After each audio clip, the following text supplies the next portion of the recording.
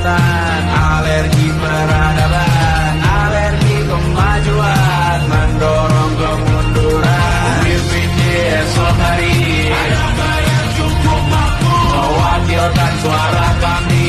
Ada yang tahu.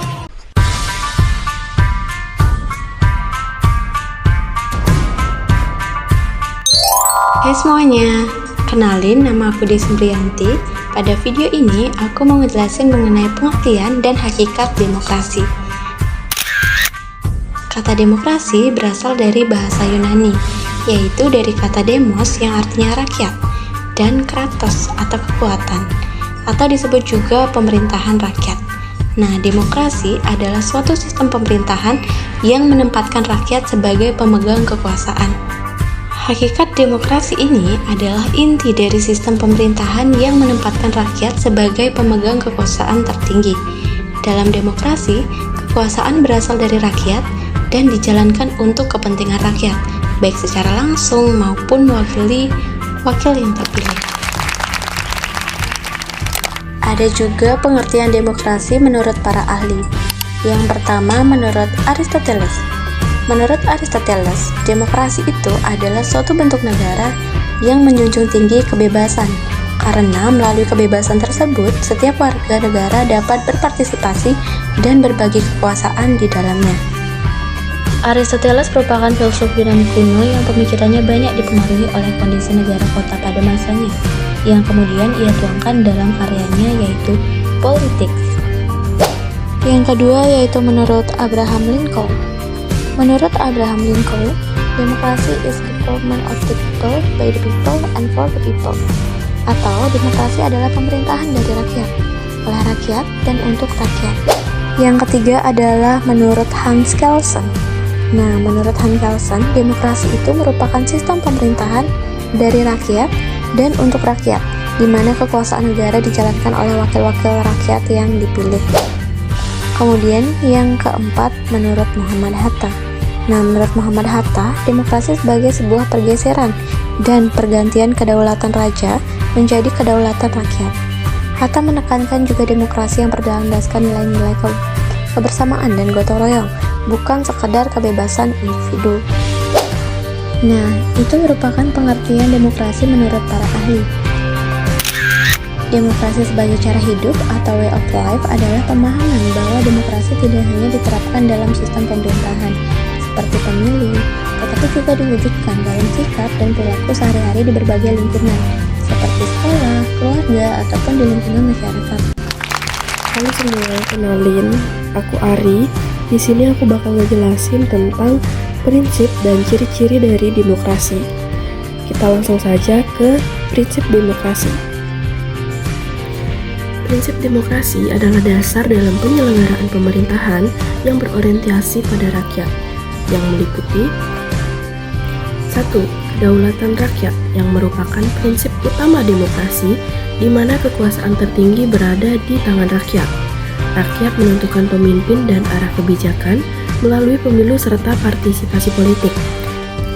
Kedua, partisipasi masyarakat, menunjukkan keterlibatan warga dalam kehidupan politik baik melalui pemilu, diskusi publik, maupun pengawasan kebijakan.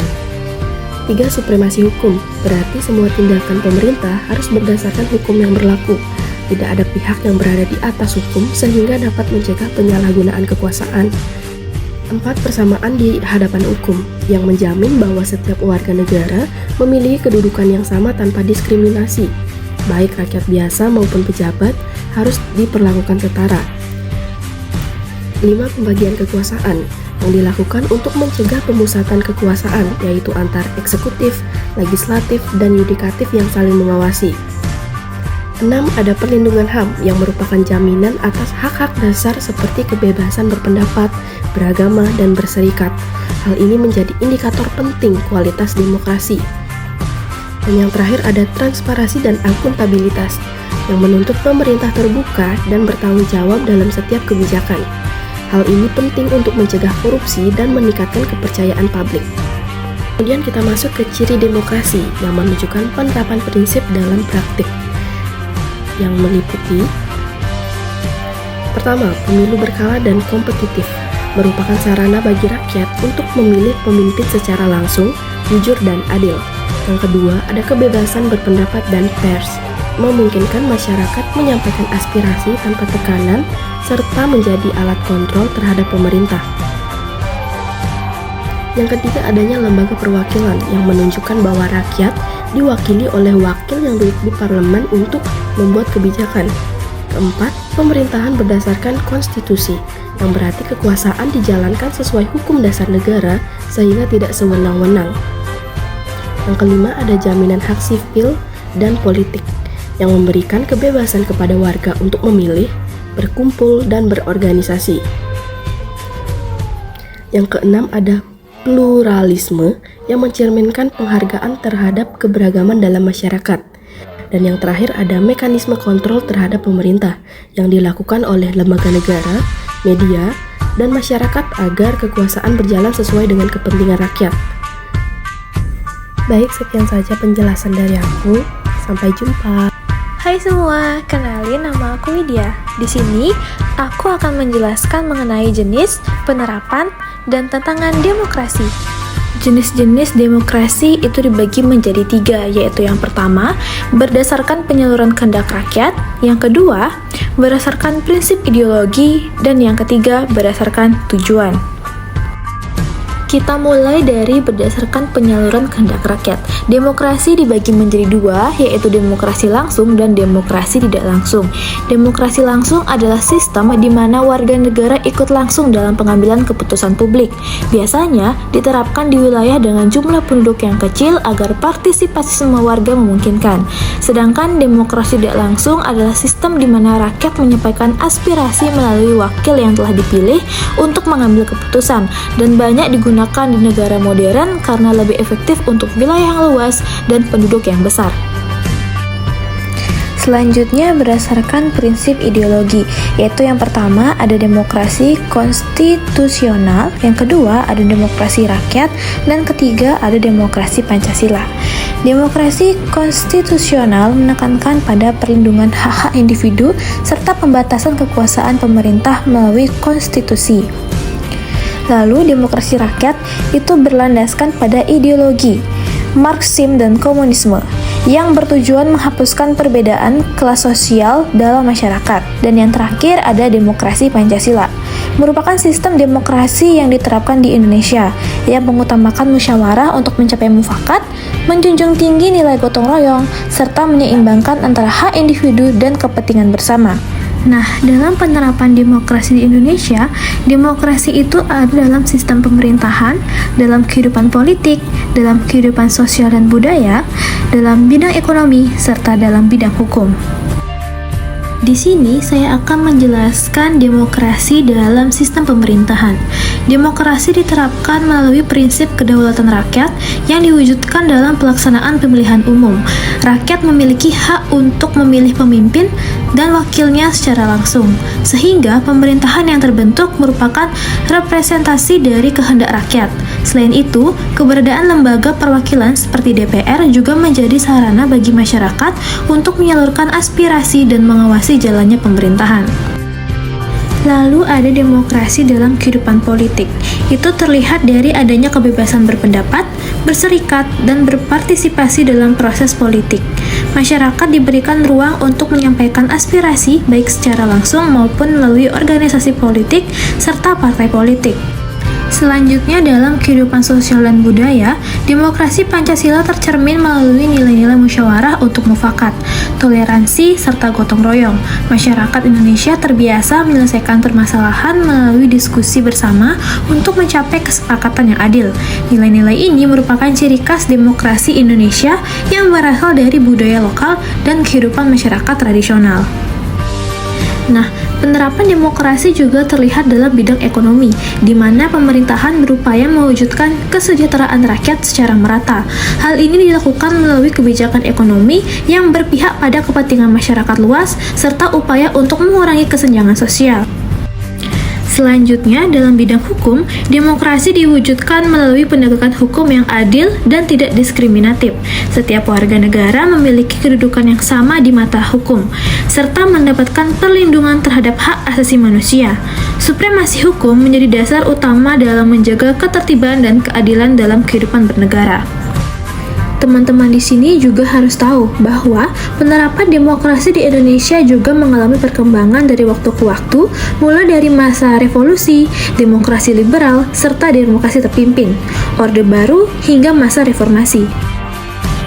Di Indonesia sendiri, demokrasi itu masih banyak sekali memiliki tantangan, yaitu yang pertama, adanya praktik politik uang dan korupsi, yang masih menjadi ancaman serius dalam pelaksanaan demokrasi di Indonesia. Selanjutnya, yang kedua, ada pelemahan kebebasan pers dan berpendapat yang masih menjadi tantangan lain dalam kehidupan demokrasi. Adanya kebijakan tertentu seperti tindakan represif terhadap jurnalis dan aktivis menimbulkan kekhawatiran akan menurunnya kebebasan dalam menyampaikan pendapat. Dan yang terakhir, minimnya partisipasi politik masyarakat juga menjadi permasalahan yang perlu diperhatikan. Tingkat apatisme politik, khususnya di kalangan generasi muda, menunjukkan adanya kurangnya kepercayaan terhadap sistem politik yang berjalan. Hal ini berdampak pada rendahnya keterlibatan masyarakat dalam proses demokrasi, sehingga dapat mempengaruhi kualitas pengambilan keputusan dalam kehidupan berbangsa dan bernegara. Oke, itu dia tadi penjelasan dari aku. Terima kasih sudah menyimak. Hai semuanya, kenalin, aku Ulan. Di sini, aku akan menjelaskan tentang konsep dan jenis HAM. Apa sih itu HAM? HAM atau hak asasi manusia berasal dari kata hak yang berarti kepunyaan, kewenangan, ataupun kekuasaan untuk berbuat sesuatu. Tentunya, setiap orang mempunyai hak mereka masing-masing. Hak asasi manusia atau HAM adalah hak-hak fundamental yang dimiliki setiap manusia sejak lahir sebagai bagian dari martabat dan eksistensinya. HAM memiliki beberapa konsep dasar, yakni sebagai berikut. Yang pertama yaitu HAM merupakan hak dasar yang melekat pada manusia sejak lahir. Yang kedua, HAM dimiliki manusia semata-mata karena ia manusia, bukan karena diberikan oleh masyarakat atau hukum positif. Yang ketiga, HAM wajib dihormati, dijunjung tinggi, dan dilindungi oleh negara, hukum, pemerintah, dan setiap orang. Yang keempat, HAM bersumber dari Pancasila sebagai filsafat bangsa dan negara. Dan yang kelima, HAM melekat pada setiap orang tanpa memandang perbedaan. Nah, dengan adanya konsep dasar tersebut, HAM atau hak asasi manusia juga memiliki beberapa ciri-ciri, yaitu sebagai berikut. Ciri yang pertama, HAM bersifat hakiki. Ciri utama dari HAM adalah sifatnya yang melekat, yang berarti bahwa hak ini diberikan kepada setiap individu sejak mereka lahir. Ciri yang kedua, HAM bersifat universal. Ini berarti bahwa hak ini ditunjukkan untuk semua individu di seluruh dunia, tanpa memperhatikan latar belakang masing-masing. Ciri yang ketiga, HAM bersifat tidak bisa dicabut. Ciri HAM ini mengacu pada hak-hak fundamental yang sudah ada dalam diri setiap manusia sejak lahir dan tidak bisa dialihkan kepada orang lain atau diambil secara paksa. Dan ciri yang terakhir, HAM bersifat tidak bisa dibagi. Ini menunjukkan bahwa setiap orang memiliki hak yang sama secara utuh seperti hak sipil dan politik, hak ekonomi, dan hak sosial serta budaya. Nah teman-teman, kalian tahu nggak? HAM itu memiliki beberapa jenis-jenis loh. Jenis yang pertama yaitu HAM bidang pribadi, di mana hak asasi manusia menjelaskan bahwa setiap orang seharusnya memiliki hak yang setara tanpa adanya diskriminasi. Hak pribadi ini mencakup hak untuk bahagia, hak untuk berbicara, dan hak untuk memilih agama sesuai dengan kepercayaan masing-masing. Yang kedua, ada jenis HAM di bidang ekonomi. Setiap individu memiliki kebebasan untuk menjalankan aktivitas ekonomi tanpa adanya sebuah tekanan dari pihak lain. Yang ketiga, ada HAM di bidang politik, di mana setiap individu memiliki kesempatan untuk berpartisipasi secara langsung dalam aktivitas politik, juga untuk terlibat dalam pemerintahan. Contohnya, pada saat pemilu, kita diberikan hak untuk memilih dan juga dipilih. Yang keempat, HAM di bidang hukum.